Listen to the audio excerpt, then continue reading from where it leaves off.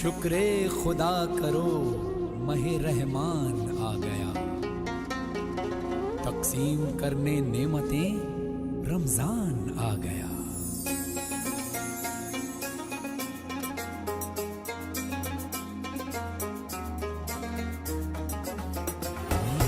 अल्लाह तेरा है एहसान, रोज़ नमाजें और कुरान है ये सब रूहे ईमान, नूरे रमजान नूरे रमजान नूरे रमजान नूरे रमजान नूरे रमजान नूरे रमजान। इल्म मशरूत है अमल से, और ये हासिल होता है जब कोशिश की जाए दिल से। इल्म अदब सिखलाएंगे, दीन खुदा फैलाएंगे, मस्जिद में भी जाएंगे, हम दो नात सुनाएंगे। अल्लाह तेरा है एहसान, तूने बढ़ा दी सबकी शान, आया है बन के मेहमान, नूरे रमजान नूरे रमजान नूरे रमजान नूरे रमजान नूरे रमजान नूरे रमजान।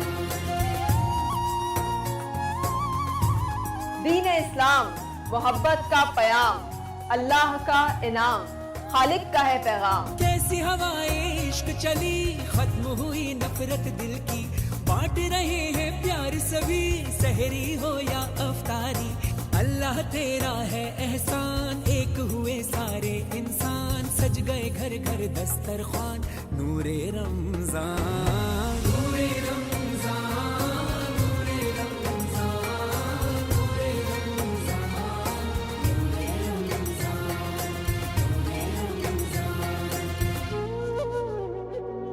मेरी खातिर खुदा तूने क्या क्या किया,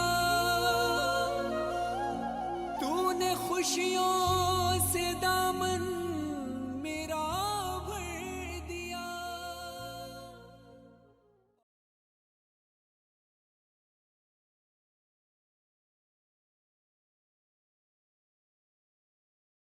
करीम अम्माबाद फ़ौज़ुबिल्लाहि मिनश्शैतानिर्रजीम बिस्मिल्लाहिर्रहमानिर्रहीम। అనంత కరుణామయుడు, అపార కృపాశీలుడు, పాలకుడు, పోషకుడు, సర్వ సృష్టికర్త అయినటువంటి అల్లాహ్ పేరుతో ప్రారంభిస్తున్నాను. ఇస్లామీయ పద్ధతిలో అస్సలాము అలైకుం వరహమతుల్లాహి వబరకాతు. నేను ఏదైతే మీ ముందు సలాం చేశానో దాని యొక్క తెలుగు అర్థం ఏమిటంటే, మీ అందరిపై సర్వ సృష్టికర్త అయినటువంటి అల్లాహ్ యొక్క శుభాలు, కారుణ్యం మీపై కురియుగాక. ఈ ప్రోగ్రామ్ ని స్టార్ట్ చేయవలసిందిగా నేను బ్రదర్ ముజాహిద్ వారిని ఆహ్వానిస్తున్నాను. ఇన్షాల్లా తిలావతే ఖురాన్ తో ఈ ప్రోగ్రాం ప్రారంభమవుతుంది.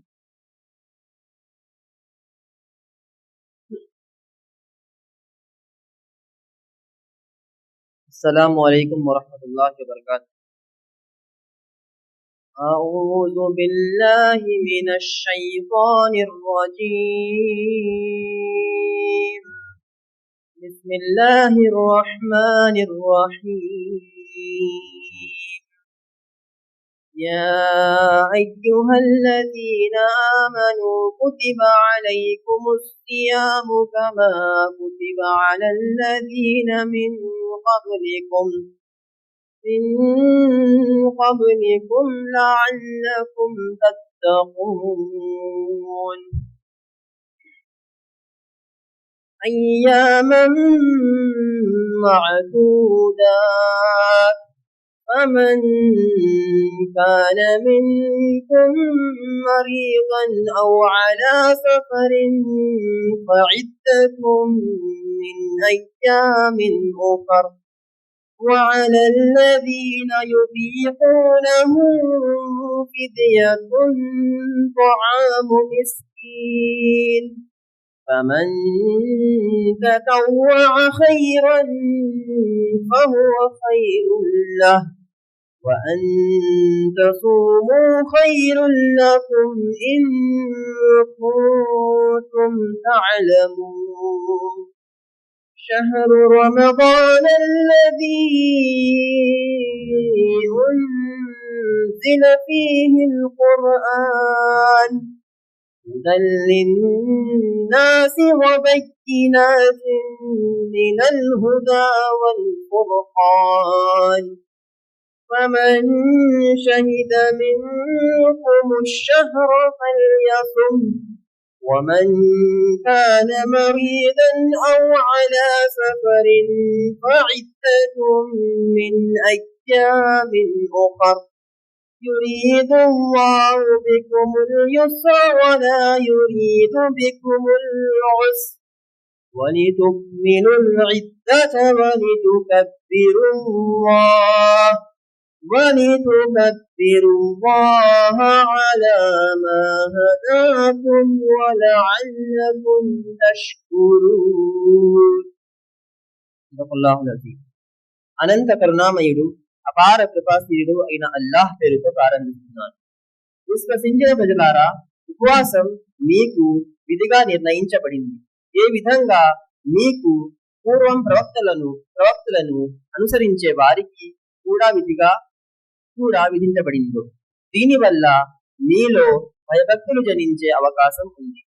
ఈ ఉపవాసం కొన్ని దినాల వరకే, కానీ మీలో ఎవరైనా వ్యాధిగ్రస్తులైతే లేక ప్రయాణంలో ఉంటే వేరే దినాలలో ఆ ఉపవాస దినాలను పూర్తి చేయాలి. ఉపవాసం ఉండే శక్తి గలవారు ఒకవేళ దానిని పాటించకపోతే పరిహారం చెల్లించాలి. ఒక ఉపవాస దినానికి పరిహారం ఒక పేదవానికి భోజనం పెట్టడం. కానీ ఎవరైనా సహృదయంతో ఇంకా ఎక్కువ పుణ్యం చేస్తే అది వారికే మేలు. అయితే మీరు విషయాన్ని గ్రహించగలిగితే ఉపవాసం ఉండడమే మీకు ఉత్తమం. పవిత్ర ఖురాను అవతరించిన నెల రమజాను నెల. మానవులందరికీ ఆ గ్రంథం మార్గదర్శకం. రుజుమార్గం చూపే సత్యాలను వేరుపరిచే స్పష్టమైన ఉపదేశాలు అందులో ఉన్నాయి. కనుక ఇక నుండి రమజాను నెలను పొందే వ్యక్తి ఆ నెల అంతా విధిగా ఉపవాసం ఉండాలి. కానీ వ్యాధిగ్రస్తులైన వారు లేదా ప్రయాణంలో ఉన్నవారు ఆ ఉపవాస దినాలను వేరే దినాలలో పూర్తి చేయాలి. అల్లాహ్ మీకు సౌలభ్యం కలుగ చెయ్యాలని ఆగ్రహిస్తున్నాడు. మిమ్మల్ని కష్టపెట్టాలనే తలంపు ఆయనకు లేదు. కనుక మీరు ఉపవాస దినాల సంఖ్యను పూర్తి చేయగలగటానికి అల్లాహ్ మీకు ప్రసాదించిన మహోపదేశానికి మీరు అల్లాహ్ ఔన్నత్యాన్ని కొనియాడటానికి ఆయనకు మీరు కృతజ్ఞతలు తెలుపుకోవటానికి ఈ పద్ధతి తెలుపబడుతుంది. అస్సలాము అలైకుం.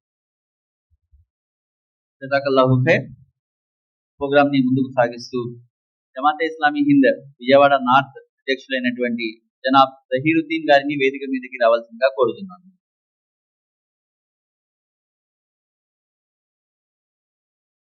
ఏపీఐఐసి కాలనీ ప్రెసిడెంట్ అయినటువంటి పి సాంబశివరావు గారిని కూడా వేదిక మీదకి రావాల్సిందిగా ఆహ్వానిస్తున్నాను. ఈనాటి వక్త అయినటువంటి బ్రదర్ ఇమ్రాన్ గారిని కూడా వేదిక మీదకి ఆహ్వానిస్తున్నాను.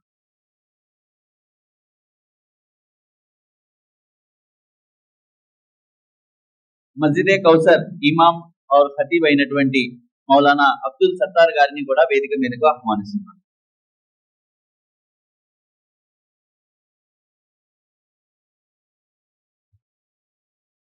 రమజాను నెల యొక్క ఉద్దేశం మరియు రోజా ఎందుకు పాటిస్తాం అనేటటువంటి విషయాలని మన ముందు ఉంచవలసిందిగా బ్రదర్ ఇమ్రాన్ గారిని ఆహ్వానిస్తున్నాను. नहमदुहु व नुसल्ली अला रसूलिल करीम अम्मा बाद फ़अऊज़ु बिल्लाहि मिनश शैतानिर रजीम बिस्मिल्लाहिर रहमानिर रहीम शहरुल रमज़ान अल्लज़ी उन्ज़िल फ़ीहिल क़ुरआन हुदल लिन्नास व बय्यनाति मिनल हुदा वल फ़ुरक़ान सदक़ल्लाहुल अज़ीम। అస్సలాము అలైకుం వరహమతుల్లాహి వబరకాతుహు. మీ అందరిపై దైవ శాంతి శుభాలు వర్షించుగాక. ఏదైతే నేను ఖురాన్ ఆయత్ పఠించానో దీని సారాంశం ఏమిటంటే, పవిత్ర ఖురాను అవతరించిన నెల రంజాను నెల. మానవులందరికీ మార్గదర్శకత్వం. రుజువు మార్గం చూపే సత్యాలను వేరుపరిచే స్పష్టమైన ఉపదేశాలు అందులో ఉన్నాయి.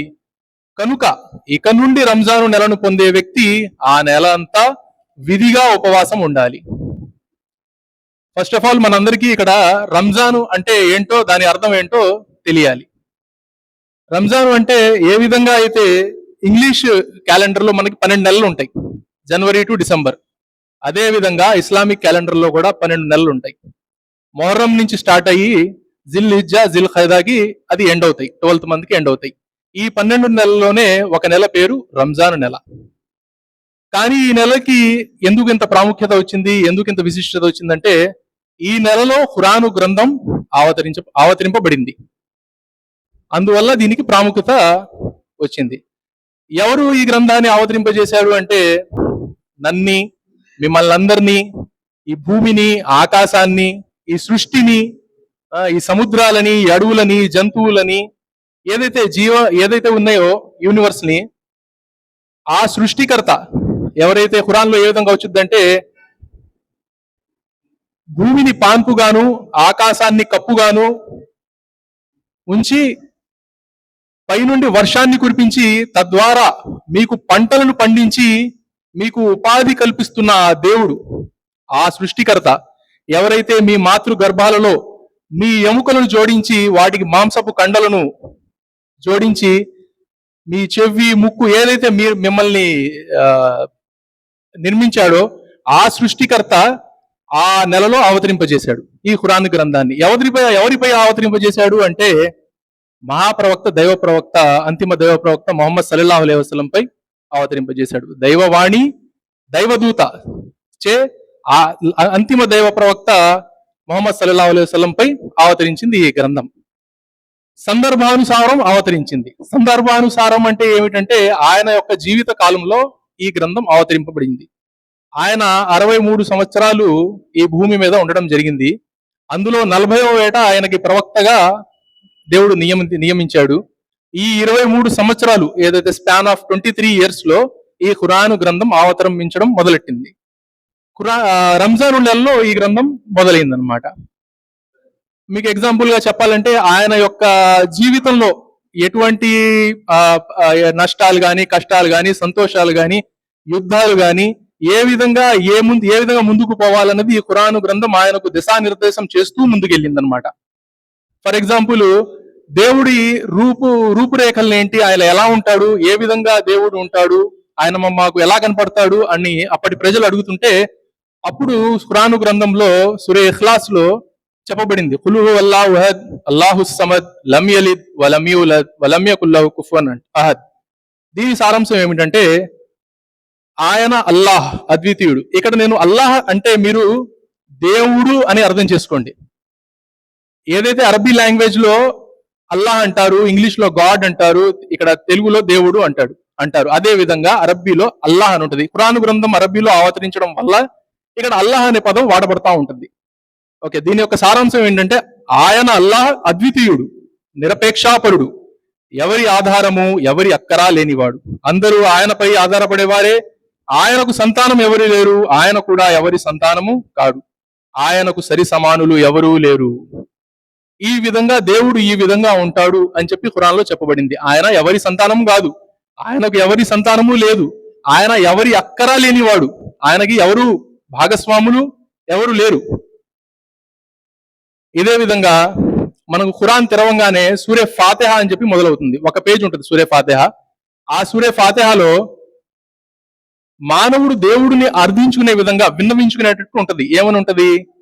మానవుడు చెప్తున్నాడు అనమాట, ఓ అనంత కరుణామయుడా, అపార కృపాశీలుడా, ప్రతిఫల దినానికి స్వామి, మేము నిన్నే అర్థిస్తాము, నీ తప్ప అర్థించే అర్హత కలవారు ఎవరు లేరు, మాకు రుజువు మార్గం చూపించు, ఏ మార్గాన్ని అయితే నువ్వు నీకు అనుగ్రహించిన వారికి చూపించావు అటువంటి మార్గాన్ని మాకు కూడా చూపించు అని చెప్పి మేము దేవుడిని అర్థించుకుంటాం, అంటే ప్రార్థించుకుంటాం, విన్నవించుకుంటాం.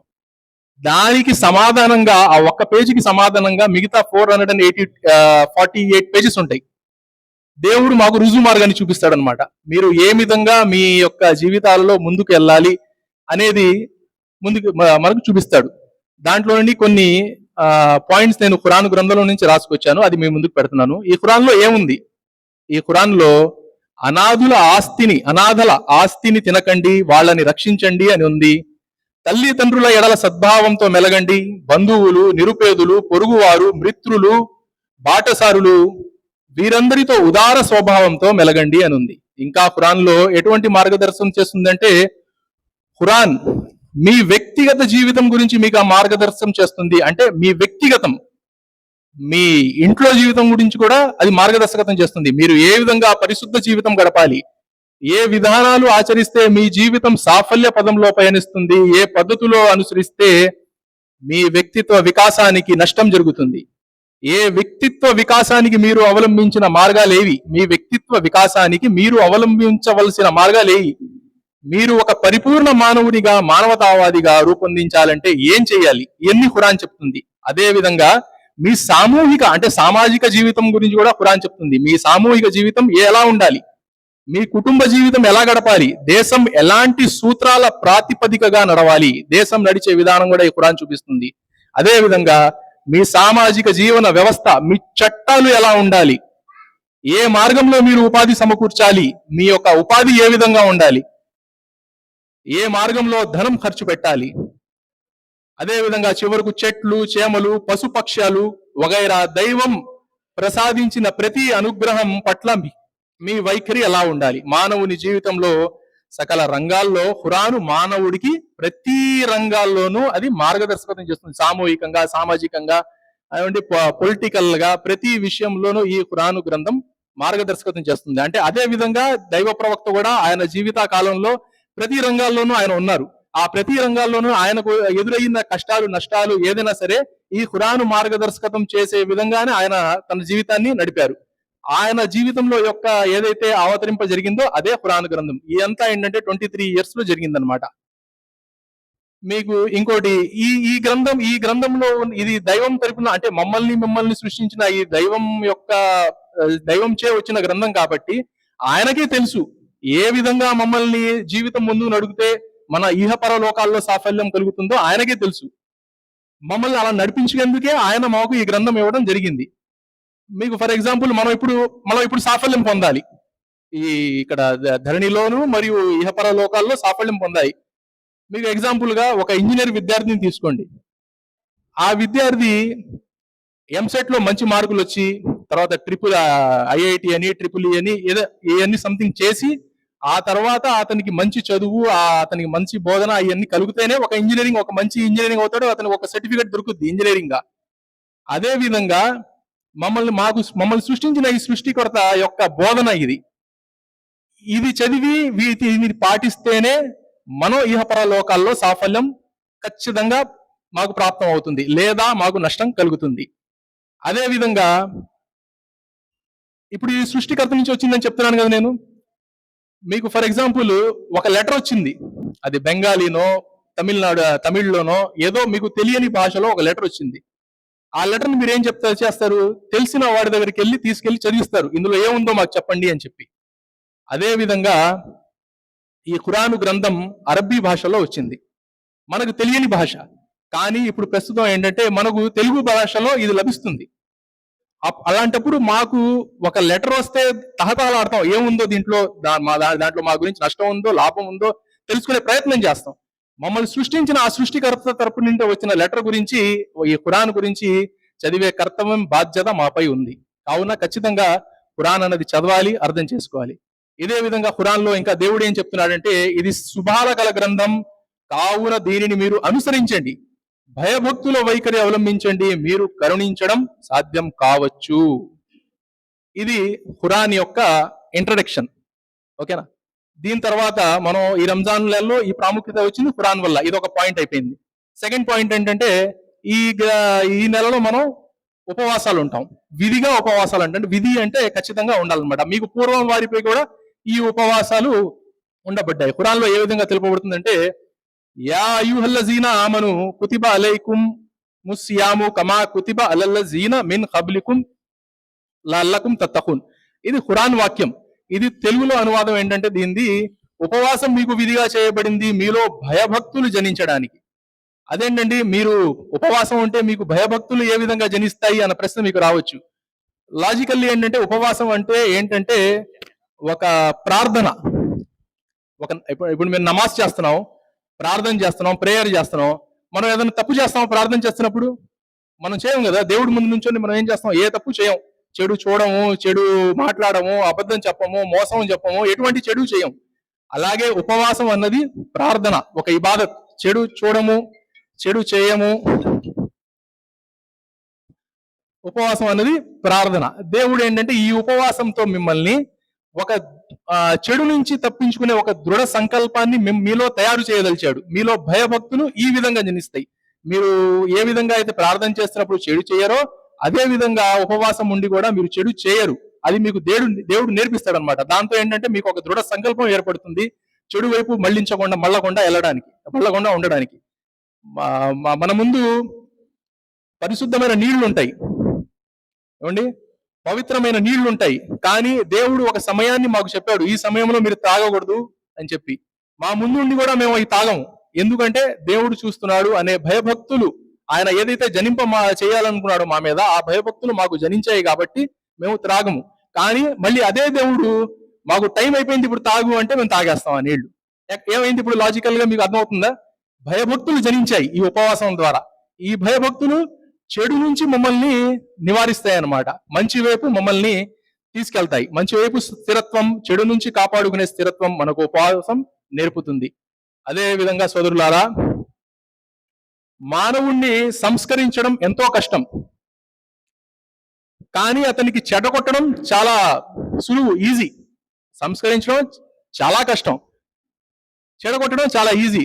ఎగ్జాంపుల్ ఏంటంటే, ఒక పల్లకిని పైకి లాగాలంటే మీరు ఒక గ్రూప్ ఆఫ్ పీపుల్ కలిసి లాగుతారు. అదే విధంగా పల్లకిని వదిలేయాలంటే పైనుంచి వదిలేయండి, ఎటు పోతుందో తెలీదు. దానికి గమ్యం ఏది ఉండదు అనమాట. ఎటు పోయి మొత్తం ఇదైపోతుంది. కానీ ఒక గ్రూప్ ఆఫ్ పీపుల్ పట్టుకొని దాన్ని సంస్కరించే విధంగా పైకి లాగితే అది స్థిరత్వంగా ఒక చోట నిలబడుతుంది. ఈ యొక్క సంస్కరణకే ప్రవక్త, ఆయన యొక్క అనుచరులు చెప్తూ వచ్చారు. ఈ యొక్క సంస్కరణ వైపే ప్రవక్త, ఆయన అనుచరులు మాకు దిశానిర్దేశం చేసుకుంటూ వచ్చారు. అదే సంస్కరణ వైపు మా ఈ జమాతే ఇస్లామీ హింద్ అనే సంస్థ కూడా 1942 నుంచి సంస్కరణ చేస్తూ వస్తుంది. ఇన్షాల్లా చేస్తూ ఉంటాము. దేవుడు మాకు ఈ సంస్కరణ చేసే యొక్క మా యొక్క పనులని ఆయన స్వీకరించాలని దీని ద్వారా నేను కోరుతున్నాను. ఇంకా నేను చెప్పిన ఈ మాటలు, విన్న ఈ మాటలు మనందరికీ దేవుడు రుజువు మార్గం చూపించాలని చెప్పి దేవుడిని కోరుతున్నాను.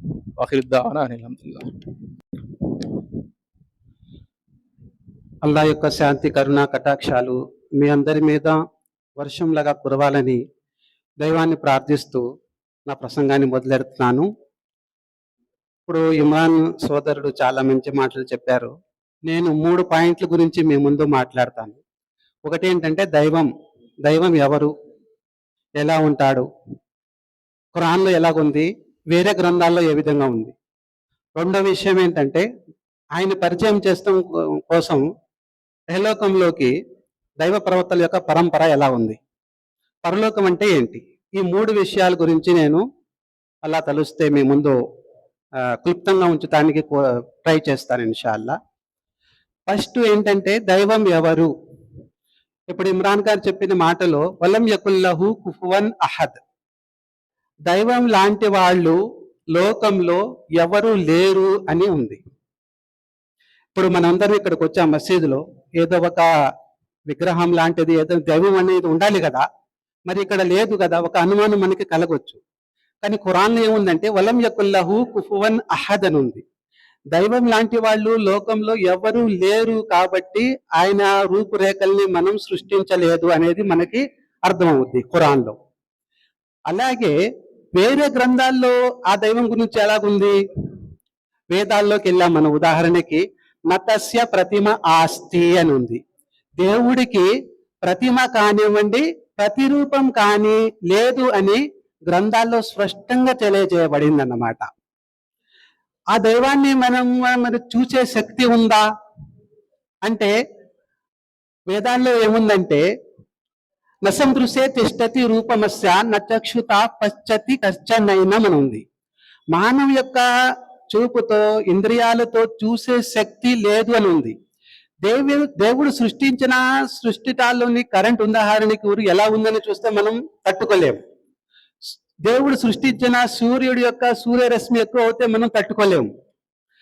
అలా సృష్టితాల యొక్క శక్తిని మనము దాన్ని స్వీకరించి దాన్ని తట్టుకునే శక్తి మనలో లేదు కాబట్టి ఆ దేవుణ్ణి చూసే శక్తి కూడా మీలో లేదు అని స్వయంగా వేదాల్లో ఖురాన్లో కూడా స్పష్టంగా తెలియజేయబడింది అన్నమాట.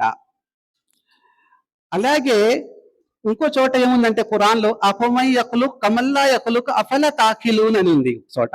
సర్వాన్ని సృష్టించిన సృష్టికర్త ఏమీ సృష్టించని వారు ఇరువురు సమానులేనా, మీరు గ్రహిస్తారా దీని గురించి అని ఒక ప్రశ్న అడుగుతున్నాడు అన్నమాట. తర్వాత ఏమైందంటే గుడ్డివారు చూసేవారు, వినేవారు విననివారు, చీకటి పగలు ఒకటి కానప్పుడు సృష్టికర్త అయిన సృష్టికర్త, అలాగే సృష్టించబడిన వస్తువులు వీళ్ళు ఇరువురు సమానులు ఎలా అవుతారు, దీన్ని మీరు ఎందుకు గ్రహించలేదు అని ఒక చోట క్వశ్చన్ ఉందన్నమాట. ఇలా చాలా చోట్ల గ్రంథాల్లో వ్రాయబడి ఉంది. ఉదాహరణకి చిన్నజీఆర్ స్వామి గారు ఉన్నారు. ఒక చిన్న పిల్లవాడు, యూట్యూబ్ లో కొట్టా మీకు వచ్చేస్తుంది ఆ వీడియో. చిన్న పిల్లవాడు ఒక క్వశ్చన్ అడుగుతారు ఆయనకి, గురువు గారు దేవుళ్ళు ఎంతమంది అని అడుగుతారు. ఆయన ఏమంటారంటే చిన్న సమాధానం ఎంతో చక్కగా చెబుతారు. అయ్యా దేవుళ్ళు అనేవాళ్ళు, దేవుడు అనేవాడు ఒక్కడే. దేవుడి కింద పని చేసేవారు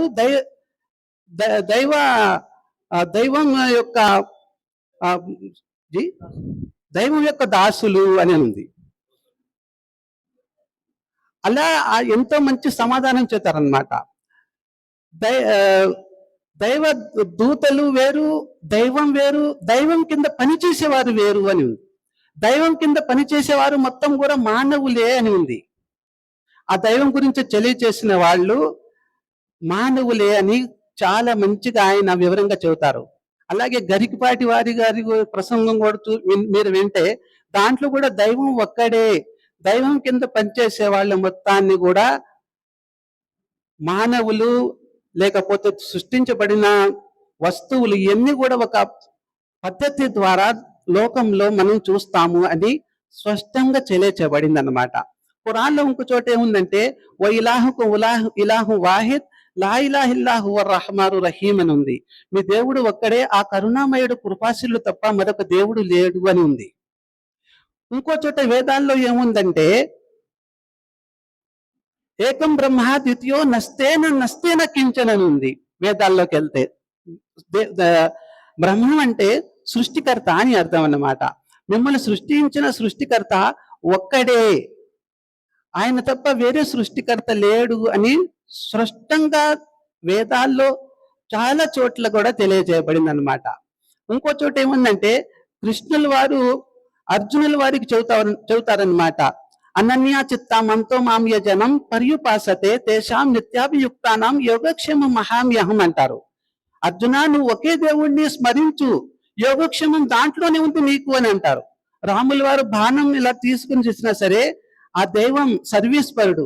ఉదాహరణకి అల్లా అంటే అరబిక్ లో అల్లా అంటాం మనం, వేదాల్లో సంస్కృతంలో సర్వీస్ పరుడు బ్రహ్మ అంటారనమాట ఆయన్ని. అలాగే క్రైస్తవ సోదరులకి ఉన్నారనుకోండి యెహోవా, హీబ్రూ లాంగ్వేజ్ దాంట్లో యెహోవా అంటారనమాట. ఈ మూడు పేర్లు కూడా దైవం ఒక్కడే. నిజాలను కసీరవ్వ నిసా అని ఉంది చాలా చోట్ల. మిమ్మల్ని ఒకే ప్రాణి నుండి సృష్టించాడు, అదే ప్రాణి నుండి జంట అంటే స్త్రీని ఎక్కడి నుంచి తీశాడు, మనలో నుంచి తీశాడు. ఆ జంట ద్వారా లోకంలో చాలా మానవుల్ని వ్యాప్తింపజేశాడు అని ఉంది ఖురాన్లో.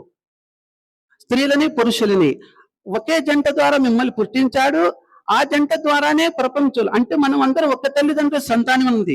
సైన్స్ ఏమిటంటే మనిషి కోతి నుంచి పుట్టాడు అని అంటారు. ఇది చాలా తప్పు అన్నమాట.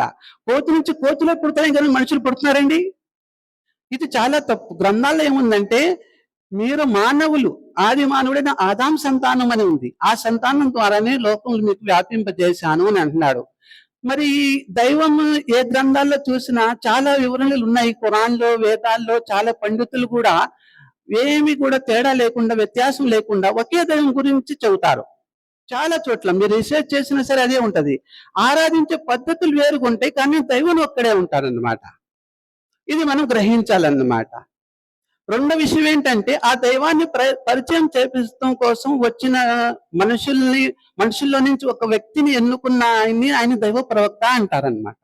ఆ దైవ ప్రవక్త ఎన్నుకొని ఆ దైవం ఏం చేశారంటే, దైవవాణి ద్వారా యహలోకంలో ఆయన ఏదైతే తలచాడో అది లోకంలో ఆచరణ కోసం, దాని విధంగా జీవితం గడపడం కోసం, ఇహపరలోకాల్లో సాఫల్యం పొందడం కోసం దైవ గ్రంథాన్ని అవతరింపజేశాడు. ఉదాహరణకి ఒక కారు ఉంది, బైక్ ఉంది, చాలా మన వెహికల్స్ వాడుతున్నాము. ఏ కంపెనీ అయితే వెహికల్స్ కారు రిలీజ్ చేసిందో ఒక మాన్యువల్ బుక్ ఉంటుంది. ఆ బుక్ ద్వారా ఏ విధంగా డ్రైవ్ చేయాలి, ఎలా చేయాలి, దాని ఇంజిన్ ఆయిల్ ఎలా వాడాలి, దాని బ్రేక్లు ఎలా వేయాలి, మొత్తం కూడా దాంట్లో తెలియజేయబడుతుంది అన్నమాట. అలాగే మానవుడు సృష్టించిన తర్వాత అతని మార్గం చూపిస్తాం కూడా దైవం యొక్క ఆజ్ఞ ప్రకారం అవుద్ది. అందువలన ఏం చేశారంటే, ప్రతి కాలంలో కూడా దైవ గ్రంథాలు అనేవి ఉన్నాయి. అవి ఉపనిషత్తుల యొక్క రూపంలో కానివ్వండి, ఖురాన్లు కానివ్వండి, తౌరా గ్రంథం కానివ్వండి, ఇంజీల్ గ్రంథం, క్రైస్తవ సోదరుల గ్రంథం ఉంది, అలా ఖురాన్ కానివ్వండి, ఏ గ్రంథాలు కానివ్వండి, మనిషి యొక్క మాన్యువల్ బుక్ గ్రంథాలని అవతరింపజేశాడు దైవం అని మనకి తెలుస్తుందన్నమాట.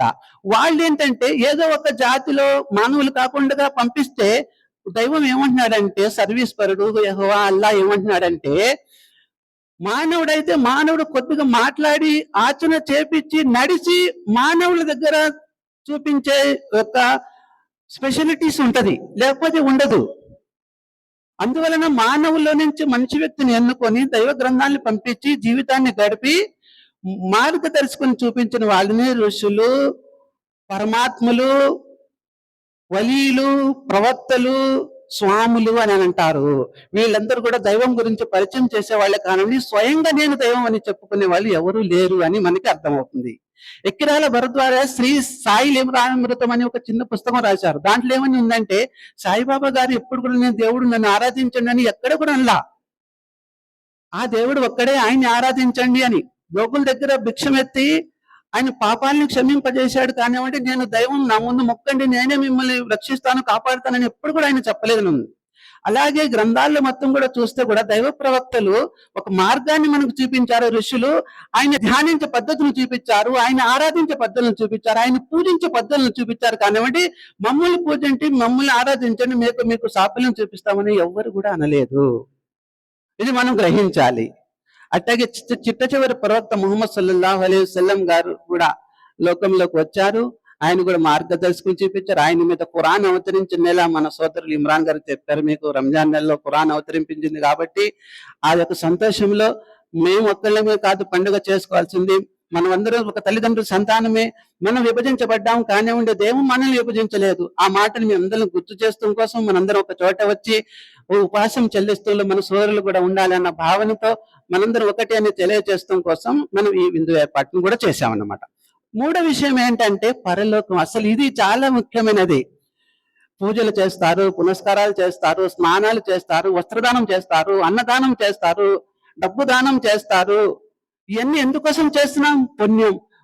చాలా మందిని అడిగితే ఏమంటారంటే, ఈ పుణ్యం ఎందుకు చేస్తున్నామంటే, దేవుడి దగ్గరికి చనిపోయిన తర్వాత ఒకరోజు మనం ఆయన ముందు హాజరు అవ్వాలి. అయినప్పుడు అప్పుడు ఆయన అడుగుతాడు మనల్ని, ఏమని, నువ్వు మంచి తీసుకొచ్చావా, చెడు తీసుకొచ్చావా అని అడుగుతాడు. అప్పుడు ఇవన్నీ పుణ్యకారాలు మొత్తం ఆయన ముందు ఉంచి నరకం నుంచి కాపాడబడి స్వర్గ ప్రవేశం కల్పించాలన్న ఉద్దేశంతో మనం ఆచరణ చేస్తామనేది మనకు అగోచరం అవుతుంది, మనకు అర్థమవుతుంది అన్నమాట. ఈ యొక్క జవాబుదారితనం ఉంటే లోకంలో ఇలా యొక్క గోలలు కానివ్వండి, తగాదాలు కానివ్వండి, ఒకళ్ళకొకళ్ళు ప్రేమానురాగాలతో మంచిగా జీవితాన్ని గడుపుకుంటూ ఒకళ్ళొకళ్ళు ప్రోత్సహించుకుంటూ, ఎందుకంటే నేను వస్తువులనే నా సోదరుడికి తినిపించాలి అనే భావన. ఎందుకంటే నేను దేవుడి ముందు సమాధానం చెప్పుకోవాలి. నాకు స్వర్గం నరకం అనేది ఒకటి ఉంది. నేను చెడు చేసి వెళ్తే, చెడు తలుపితే, చెడు చూస్తే, చెడుని వ్యాపింపజేస్తే నరకం యొక్క బాధలు అనుభవించాల్సి వస్తాయి అన్న భావనతో మనం లోకంలో జీవితాన్ని గడిపితే లోకంలో తప్పులని జరగవు, సీసీ కెమెరాలు అవసరం లేదు, పోలీసు వ్యవస్థ అవసరం లేదు. ఈ భావన కలగ చేయాలనే ఉద్దేశంతో ఖురాన్లో అల్లా తఆలా చాలా చోట్ల పరలోక ప్రస్తావన చేశాడు. అల్లా ఏమన్నాడంటే కుంతుం ఖైర ఉమ్మతిన్ ఉఖ్రిజత్ లిన్నాస్, మీరు చాలా మంచివారు అని అన్నాడు. సర్వేశ్వరుడైన అల్లా ఖురాన్లో అల్లాహ్ అంటాము, సర్వేశ్వరుడు అంటాము, యెహోవా అంటాము, ఆయన ఒక్కడే. ఆయన ఏమంటున్నాడంటే మీరు ఇహలోకంలో మంచి పనులు చేస్తూ జీవితాన్ని గడపండి అని అంటున్నాడు. ఎందుకంటే మీరు చేసే యొక్క ప్రతి ఒక్క విషయం కూడా మీ దైవదూతలు రాస్తున్నారు అని ఉంది. ఆయన ముందు మీరు హాజరవ్వాలి అని ఉంది. మీరు లోకంలో మంచిని లోకులకు తెలియచేయడం కోసం, చెడు నుంచి వాళ్ళని నివారించడం కోసం మీరు పుట్టించబడ్డారు అని ఖురాన్లో అల్లాహ్ తఆలా చాలా స్పష్టంగా తెలియజేస్తున్నాడు అన్నమాట. ఇలా కులమతాల గొడవలని ఉండవు. ఒక వ్యక్తి మీద దౌర్జన్యం అనేది చేయడు. అలాగే మనం అందరం ఒకే దైవ దాసులు అని గ్రహించి పరలోకంలో మనం జవాబు చెప్పుకునే యొక్క భావన మనలో కలిగి ఉంటే మనలో అని ఇలా తేడాలని ఉండవు. ఈ 3 మాటలు ఖురాన్ లో ఎంతో స్పష్టంగా తెలియజేస్తున్నారు. అదే ఖురాన్ అల్లాహ్ తఆలా ఖురాన్ ఏమంటాడంటే లఅల్లకుం తత్తఖూన్, మీలో భయభక్తులు జలించే అవకాశం ఉంది ఉపాసన ద్వారా అని అంటున్నాడు. అలాగే ఖురాన్ ఏంటంటే అల్లా అంటే ముస్లింల దైవము, ఖురాన్ అంటే ముస్లింల పుస్తకము, దైవ ప్రవక్తలు అంటే ముస్లింలకే, ఇలాగేమీ లేదు. అల్లా అంటే సర్వీస్ పరుడు, అందరికీ దేవుడు అని ఉంది, రబ్బుల్ ఆలమీన్ అని ఉంది. అలాగే రెండో విషయం ఏంటంటే దైవ ప్రవక్త అనేది ప్రపంచ మానవాళికి అందరికి కూడా ఒక మార్గదర్శకం చూపించే దైవ ప్రవక్తలు ఈ కాలంలో మనకు స్పష్టంగా అర్థమవుతుంది. మూడో విషయం ఏంటంటే పరలోకంలో మనం అల్లా తాలా ముందు, నేను కూడా అల్లా ముందు హాజరవ్వాలి, మీరు కూడా హాజరవ్వాలి. అందుకని మనందరం కూడా కలిసి మంచిని ప్రోత్సహిస్తూ చెడుని నివారిస్తాం కోసం లోకంలో మనం కష్టపడితే పరలోకంలో మంచి ఫలితాన్ని దక్కుద్ది అని మనకి ఖురాన్ స్పష్టంగా తెలియజేస్తుంది.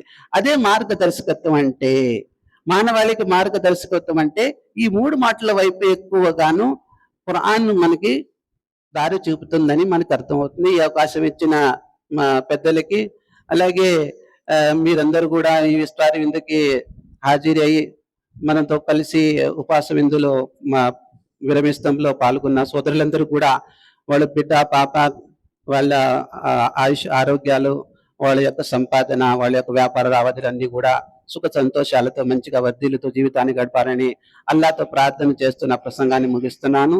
అస్సలాము అలైకుం వరహ్మతుల్లాహి వబరకాతుహు. జజాకల్లాహు ఖైర్. Majeede Kausar and human welfare centre అధ్యక్షులైనటువంటి జనాబ్ షాబాజ్ గారిని వేదిక మీదకి రావాల్సిందిగా కోరుతున్నాను. ఇఫ్తార్ సమయానికి మన ముందు ఇంకా 10 నిమిషాలు మాత్రమే ఉంది. ఇన్షాల్లా ఇప్పుడు మన ముందు ఏపీఐఐసి ప్రెసిడెంట్ అయినటువంటి పి సాంబశివరావు గారిని వారి యొక్క పలుకులను మన ముందు ఉంచవలసిందిగా కోరుతున్నాను.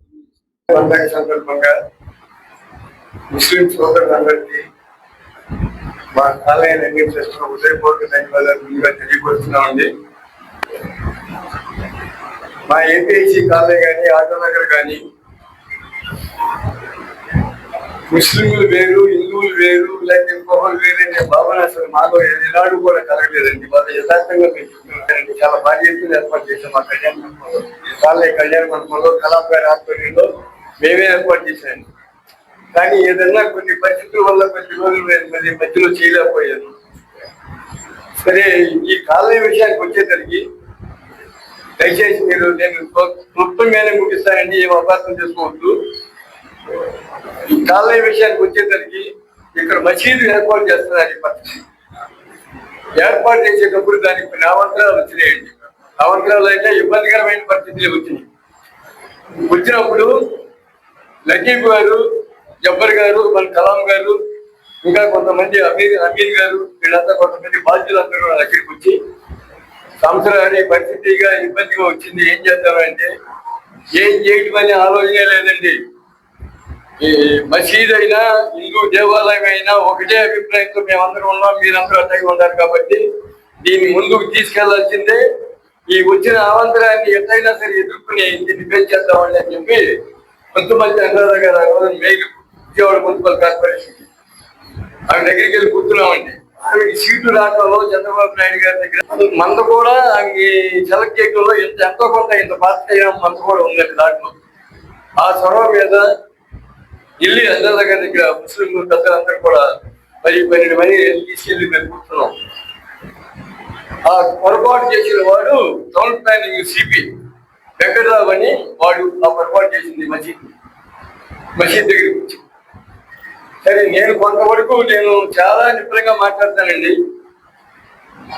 తప్పు చేసి పరిస్థితుల వల్ల దానికైతే ఇబ్బంది లేదండి. రోడ్డు వైడింగ్ లో తప్పని పరిస్థితుల్లో ఈ మార్పు జరిగింది కాబట్టి ఇవాళ విజయవాడ నగరంలో చక్కటి దేవాలయాలు లాంటి మసీదులు ఏదన్నా ఉందంటే ఏపీఐసి కాలనీలో ఇప్పుడు కొత్తగా మనం స్థాపించుకున్నటువంటి మసీదు. ఇన్షాల్లా ఈ రంజాన్ నెల అనేది దివ్య ఖురాన్ అవతరించినటువంటి నెల కాబట్టి ఎవరైతే దివ్య ఖురాన్ కావాలి అని అనుకుంటున్నారో మా దగ్గర ఉన్నవి మీరు తీసుకువెళ్ళవచ్చు. దీని తర్వాత చివరి పలుకులు ఉంటాయి. దాని తర్వాత మా సోదరులతో ఇఫ్తార్ ఉపవాస విరమణ అనేది ఏర్పాటు చేయడం జరిగింది. మీరందరూ ఈ ఇఫ్తార్ విరమణలో మాతో పాల్గొంటారని ఆశిస్తున్నాము. ఈ చివరి పలుకులు ఇవ్వడానికి మసీదే కౌసర్ సెక్రటరీ అయినటువంటి జనాబ్ కలాన్ గారిని ఆహ్వానిస్తున్నాను.